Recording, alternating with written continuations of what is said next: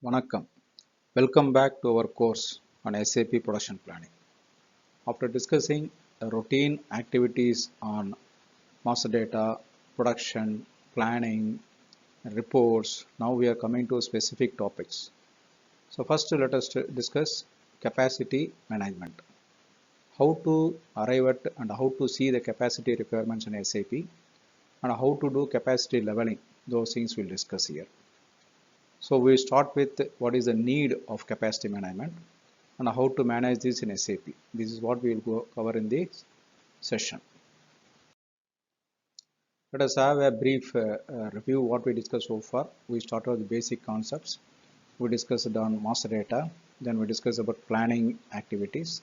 Then we discussed about production orders. And then what are the activities we need to do post production. And then what are the reports in production. These are the things we discussed. So in business process, what is the overall production planning, right? This is the overview we started with, right? So where we have forecast as input, sales plan is there, then production plan is arrived, based on which MRP is running, then metals are procured, and then they are produced and sold to the customer. So when you do the production plan, the constraints have to be checked. There are two major constraints. One is the warehouse constraint, another a capacity constraint. So warehouse constraint is where we have to check whether the space is available for the materials and also the equipment, people, those things. Similarly, we need to check what are the capacity requirements with respect to production. The production capacity may be people, labor, equipment, those kind of things, lines, whatever it is, right? We need to have capacity. So capacity is playing very important role before we commit anything to our customers. So that is very important. Even if you are getting the materials, if you don't have capacity, there is no use of having those materials. So handling capacity is very important. So capacity requirement is playing an objective of making to schedule the operations as per the available capacity so that we balance the supply and demand. So supply is called as the capacity, which means we have 4 machines for 8 hours. So we have 4 into 8, 32 hours. That is what is our capacity. That is what is the supply. Then what is the load or demand? That is the we have orders. That order I have 1000 numbers. Each order will be produced at 5 minutes, which means I have 5000 minutes I have to spend for this order. So that is my load. So please understand these terms. Capacity is what is available with us. Load is what we are getting from customers to execute or what we need to produce. That is what these things you have to balance. Supply chain is always balancing supply and demand. So capacity requirement planning is also to balance what is the supply and demand. Here supply is what is the capacity we have and demand is what is the load we are getting to execute. When capacity is more than demand, which means what is the available capacity with us, which is more than the demand what we are getting from customers, what will happen? We'll have a lot of idle capacity. Then there will be increased inventory because just we'll produce because we don't want to keep the machine idle. We just produce more. And because of this, the cost will increase. There will be unrest and stress in the system because everybody will ask why so much inventory is there, unnecessary inventory is there. People also will be not motivated properly or low motivation will be there. So these are the issues with respect to when the capacity is more than load. When the capacity is less than load, what will happen? What will happen to, so especially loss of business. Why? Because there will be stock out. We will not be able to produce. And also maybe we will incur with higher cost by giving overtime or quality issues will be there. And because of these things, there will be a lot of stress in the system. And there will be again a lot of unmotivated workforce or low motivated workforce. So there are issues even if you have more capacity or we have less capacity. Both are not good. So this means our capacity should be always aligned with the demand, that is the load. Whatever the capacity what we have, that should align with the demand so that we have improved productivity and we can give the product and service at right cost. We can produce the product in the right quality. Also we can ensure on-time fulfillment and we can have motivated workforce, right? So this is what the capacity is aligned with the demand. This is what we'll get it. Now, how to adjust the capacity? Now, we are having the capacity.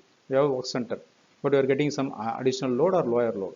We have to manage it, right? Because we cannot expect that it is aligned. There will be some difference. How to overcome or how to adjust the capacity? Probably give some overtime or add or shorten or eliminate some shift or work in weekends or holidays, or hire or fire some temporary workers, or rotate the job workers between the work centers. It is why we need to develop the multi-skill among the people, and also conduct training for workers, and assign maintenance or other tasks to the workers so that they do some other activity, and then outsource the operations to the subcontractors. These are some of the ways we can do the adjustment in the capacity, whether to increase or decrease. Similarly, when there is a load, how to adjust the load? See, what is the demand which is coming, how we can adjust it? There are some possibilities. For example, we can use some alternate routing. Instead of producing this way, you do that way. Or instead of producing in this work center, produce in that work center. Or you split the lot size. Instead of producing as a big lot size, make them as a small lot size. Or instead of producing small lot size, make them as a big lot size.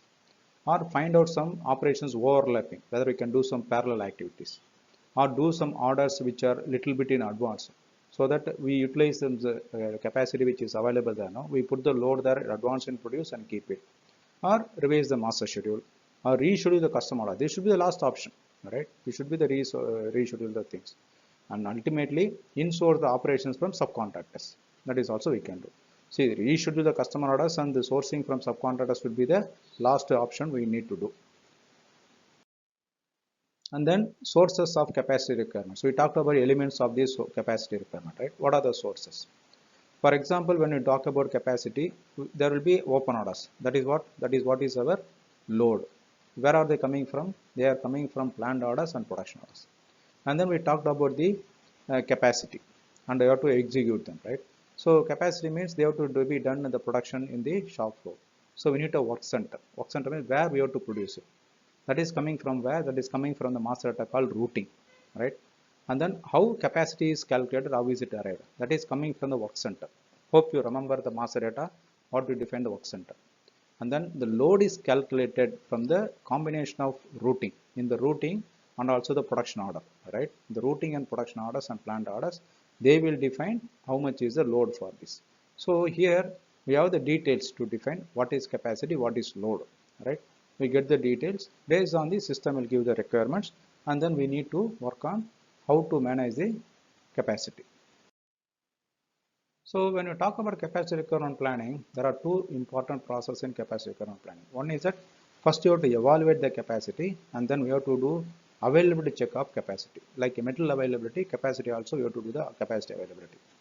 The first is the capacity evaluation, which means compare what is the available capacity. I mean, what are the work centers we have, what is the capacity there, and what is the load we have on the work centers. Those things we compare it.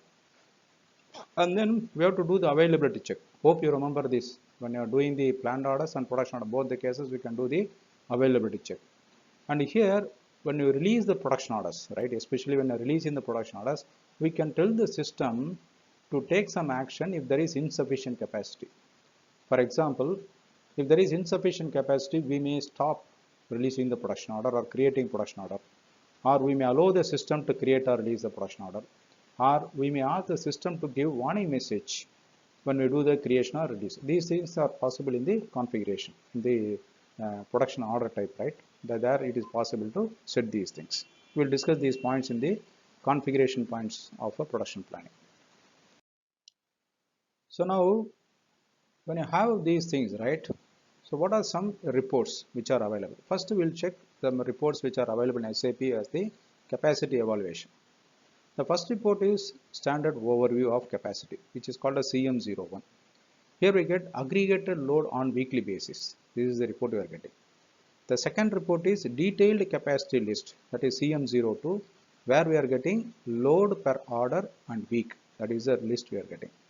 The third one is pool of orders or operations. The transaction is CM03. Here we see what are the load of released operations. And then we see overload work centers, that is CM05. That will be showing what are the work centers with overload. And then we are having a work center view, which is showing aggregate view of the daily load. What is the total load? That aggregation will show. So different ways of seeing the capacity is available. So the production manager and also the plant managers and the production schedulers, production planners, they can see these details and take the actions accordingly. Now we will discuss each report one by one. First is the standard overview. See here you see all these reports are coming under one menu. It is under one heading, these are all consolidated. For example, in the menu path, what is shown here, right? Under the evaluation of work center, we have this, all the 5 transactions are listed out one by one. Let us start with the T code CM01. CM01 is what? It is the standard overview of the capacity. Now here we selected what is the work center, what is the plant. Now we enter the details, then we are getting for that work center, it is showing what are all the weekly requirements, that is the load, and what is the available capacity, and what is the capacity overload, that is also showing. Here you can note down the week 18, because this report was run in week 17, 20, 21.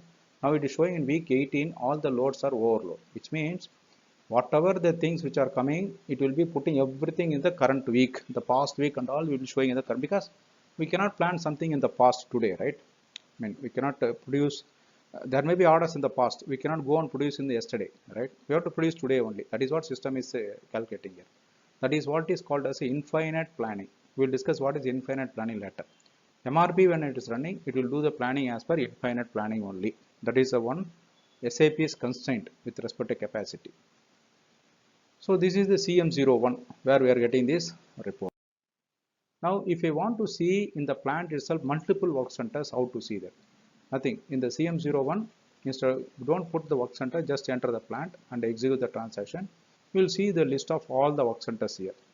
Right here again we see that week wise what is the requirement, available capacity, and what is the capacity load percentage. All those details are available. Next transaction is detailed capacity list. Now we want to see that individual details. There we saw week wise total. Here we want to see the detailed capacity list. Then we put the work center and the plant. Here we see what is the week, and for that week what are the planned orders or production orders, what product we are going to produce, how much quantity are we going to produce. For this, what is the requirement hours, for what is the start date, what is the finish date. All these details are available individually. And then what are all the pool of orders and operations. So here in CM03, again you put the work center and the plant, we are getting the details of individual orders. I mean, pooled means it's collectively what are the details which are there, those details we can see here. CM05 is showing what is the overload. I mean, there are some work centers which are having overload. What is the more interest for us, right? Which are all the work centers which are overload. You enter the work center, then you see that, or without the work center you can enter and see that also. So it will show all the work center which are having overload. Next is the work center view. For example, work center wise, I want to see what is the overview. That one I want to see day basis. See here in the report, you enter what is the work center planned. When you execute the transaction, it is showing day wise. Each day, what is the capacity required, what is available. Now you can see that particular date is having problem, that particular date is completely underloaded, that particular date is having higher loaded. Like this, we can see many details here, right? This is another very important report for the production planners and the production schedulers, mainly production schedulers. So now we discuss, right, whatever the current week when I seeing the reports, it is showing always overload. It is always in the red color, because MRP when it is running, it cannot put all the capacities for, like we cannot put it yesterday. We cannot, system cannot say as you go and produce yesterday, right? Everything it is a backlog, something you have to produce today or tomorrow only. So system will not do it, post it to the tomorrow. So everything it will put is today means this week. So always it will show the this week as the overload only. So that is the problem. So it will be also based on the material availability. System will not check any capacity and all. It will always go and put all the when the metal is available, capacity will be always filled in that particular weeks. So that is why in SAP you will get all the infinite loading or infinite capacity planning is there. Actually, what is finite capacity loading? Finite capacity loading means we need to have that what is the load which you are putting into the work center, that should not exceed the capacity of the work center. That should be the finite loading. That is what it will be theoretically working fine for the production execution. But it is not possible to do directly in system. For that, we have to do another step, that is called capacity leveling. So capacity leveling is, we are doing it because the MRP is working with the infinite capacity and is creating the planned orders, and also the planned orders with the same date. When we convert it to production order also, all these things will be having lot of overload which are on the same date or same week. Capacity level, when you do it, it helps to level the overload in the work centers. Also production level, if you do it, it will help us to do the production planning and scheduling, and it is done through planning table. That is the concept of planning table. So now the planning tables are graphical tables or tabular views. Now we will discuss about graphical capacity planning table. It is used to do the changes in orders or to do the changes in operations, or we can do the changes in capacity and dispatch operations and deallocate the operations. These are the things can be done in the planning table. So this capacity planning table is done through this transaction which is given here. See here in the capacity planning under the menu path, right, in the leveling, we have in the work center views CM21, CM22, two transactions are there. One is CM21 is the graphical planning table, CM22 is the tabular planning table. We will go to the graphical planning table CM21. So now we went into the transaction. Now system is showing the list of the orders. Now let us select the order. For that we click on this order what is showing there, and then we will select the order 47735, that is the planned order. After selecting the, before selecting this, right, let us see the planned order and see what are all the scheduling activities. For that, please remember our discussion on planned orders. In the planned orders, we have the views like detailed scheduling. In the detailed scheduling page, you can see what is the start date, start finish time, end date, finish time, those things. Here we see the start date of the first operation is 4th May and the start time is 7:20. This is the detail. Now coming back to this capacity leveling page, after we selected that particular line item, that particular planned order, click on the dispatch. System will move it to the next slot where it is available. Accordingly, system will move. Now after dispatch, we can see the time now 4th May from 7 o'clock it has moved to 14:21. That is how now it has moved to the next one. Like this, we have to do all this capacity leveling one by one. So let us take another order like this. When you go there, we take it. Let us select the order 45678. That is the order we selected. We do the dispatch. Now it is moving from week 17 to week 18. Like that it is moving. So like this, one by one, we have to select the orders and then we do the capacity leveling. This is a cumbersome activity. Huge activity just to be done. But for the work centers which has to be done, we have to execute them properly. I mean, this has to be done. Where there are very few work centers, these things can be managed in SAP directly. Otherwise, that is why the APO concept was there. Now it is replaced with the PPDS, Production Planning and Detailed Scheduling. I plan to do the Production Planning Schedule course also, but not immediately. Maybe after 3 to 5 months, I will do it after completing MM module. Now, coming back to this capacity planning, right? So the capacity planning will be triggered because the capacity requirement first it has to be triggered. Hope you remember our discussion in the planning MRP parameters. When you're doing this planning in the control parameters, the scheduling, you have to select this option, lead time scheduling and capacity planning. When you select that, only system will create the capacity requirement planning. In addition to this, we should put the finite capacity in the work center page, right? In the work center page, master data, see in the bottom right screenshot, you see in the planning details. In the bottom, you can see relevant to finite scheduling. That should have been selected. Also in the left side screen, you can see the control key customization. This one. Here we can see determine capacity requirement that should have been triggered. When all these things are there, only the capacity requirements will be created and it can be used for the capacity leveling purpose. If you have not selected this capacity requirement or MRP is not done, capacity requirement will not be created.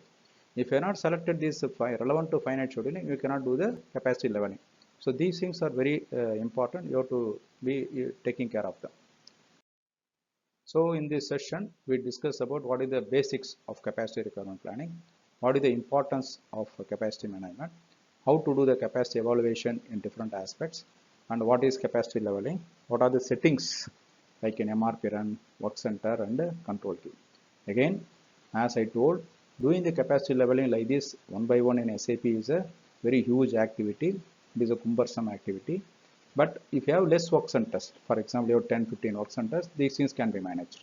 But if you are having more work centers to manage them, then it is better to use other tools. Like earlier, it was APO, Advanced Planning Optimization. Now SAP in S4HANA has come out with PPDS. I will take this course after maybe 4 or 5 months after completing MM course. So after discussing the capacity management, next session I will be discussing how to do the external operations as part of the production order. That we will discuss, right? Because that is another specific topic which maybe many people may be interested. Please give your feedback to improve the flow and contents. Thank you. See you in the next session.